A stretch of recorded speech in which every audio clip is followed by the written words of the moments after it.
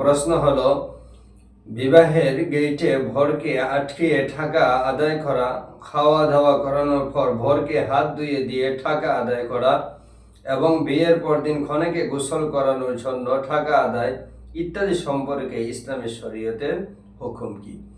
উত্তর হলো, প্রশ্নে উল্লেখিত বিষয়গুলো কুসংস্কার ও অপসংস্কৃতি। ইসলাম ও শরীয়তের সঙ্গে এসব কুসংস্কারের কোনো সম্পর্ক নেই।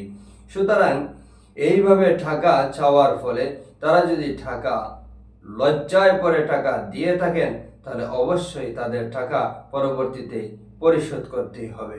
আল্লাহ পাক রব্বুল আলামিন বলেন, লা তাকুলু আমওয়ালাকুম বাইনাকুম বিল বাতিল, অন্যায়ভাবে কারো সম্পদ ভক্ষণ করা যাবে না।